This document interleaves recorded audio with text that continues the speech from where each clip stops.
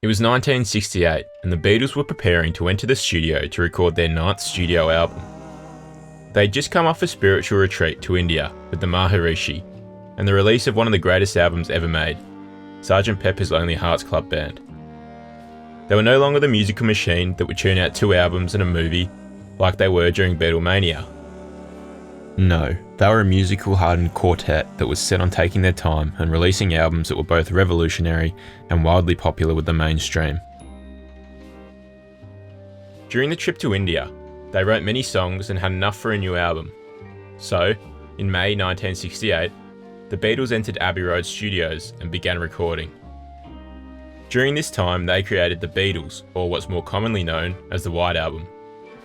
Despite the album being the longest they'd made, and would release, it was again hugely successful both critically and commercially. Across the Atlantic Ocean, and on the other side of America, California was riding the wave of progressive youth culture that had just hit its height during the Summer of Love the year prior. The world was changing and the Sunshine State was paving the way for young people to stick it to the establishment and follow their soul. This led to music, art and spiritual awakening, but most often led to the consumption of copious amounts of drugs and alcohol. Among the many Californians latching onto the change was a tiny 5'2" man by the name of Charles Manson. He was making a name for himself in LA as a preaching lunatic trying to enter showbiz, more specifically the music industry. He had amassed a small following of people, mostly women, who latched onto the prophetic bullshit he spewed from his mouth and took it for truth. He compared himself to the Son of God, Jesus Christ, and believed his followers to be true Christians. Around 50 people were part of the family, or the Manson family as it was more commonly known, and they lived on a property outside of LA called Spawn Ranch. It's fair to say Manson was less successful in recruiting followers for his prophetic bullshit than Jesus was. The family spent their time experimenting with hallucinogens and living free of the constraints the squares back in the city were bound by. They paid rent through sexual favours, scrounged for food on the streets, and hitchhiked to get around. The hippie manifesto was followed word for word, although instead of peace and love, a dark and violent undertone was brewing within the family, and Manson was at the centre of it. The members of the Manson family were no strangers to crime, both petty and more serious.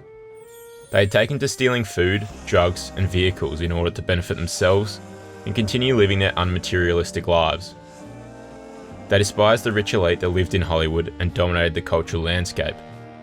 A Hollywood elite Manson had spent years trying to gain entry to, but had failed to achieve.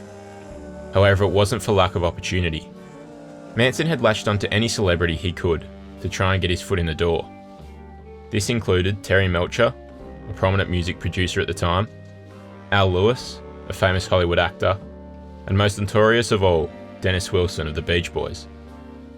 Unfortunately, Manson's prophetic ramblings were not enough to disguise his sheer lack of talent for music, and he never lived up to what he believed he should.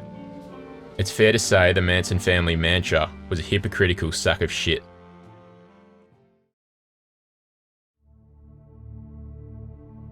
By the time the White Album had made it to LA, the Manson family had just about hit its peak. Manson had failed in the music industry and turned to preaching his word to his followers full time. Upon listening to the White Album, Manson had found his Bible. He was convinced the Beatles had hidden subliminal messages throughout the album, warning the world of an impending race war. He became obsessed with one song in particular, Helter Skelter. The song was written by Paul McCartney and featured a sound that was new and unique. Many have said it was the first heavy metal song ever created. McCartney wrote in his book that the song was about a playground slide and represented the rise and fall of the Roman Empire. In other words, going from the top of the slide down to the bottom. This was believed by Manson to specifically refer to the impending race war he was sure was on the horizon, and adopted it as his anthem. This ideology was termed Helter Skelter by Manson and his followers, soon dictating the way the family functioned. The ideology was described during the court trial. According to the People v Manson court documentation, quote, "To the family, Helter Skelter meant the occurrence of a revolution started by blacks to gain control of the world to subdue the controversial establishment of the college-educated, wealthy white community and power structure. These whites were referred to by Manson and his followers as pigs." Connected to the aberration of Helter Skelter was Manson's equation of himself to Jesus Christ, his followers as the true Christians, and members of conventional white society as the Romans, otherwise designated pigs. The family, which was located at Spawn Ranch near Death Valley, would hide away while the race war raged on in America, ending in LA.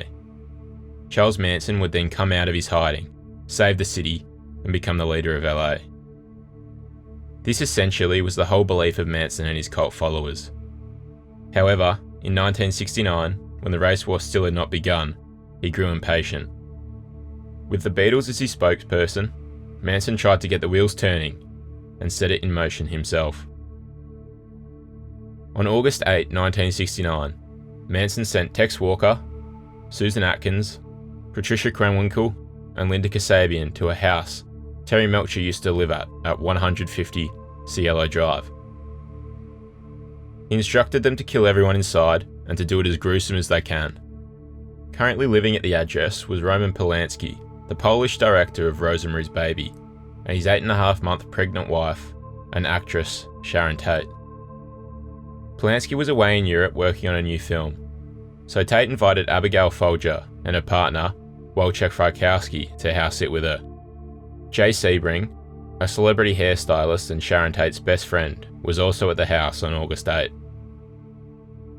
All 4 people staying at the house, and another 18-year-old kid named Stephen Parent, who was visiting the groundskeeper, were brutally murdered that night.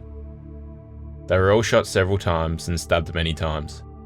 I won't go into detail about the killings as they were extremely gruesome, and I'll leave it up to you to decide if you want to find out more.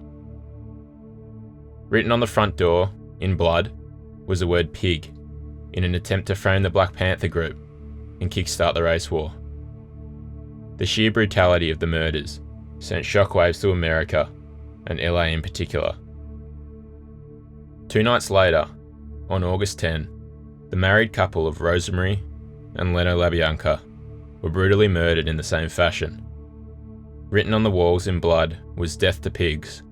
Above the door was "Rise," and on the fridge was a misspelled Helter Skelter.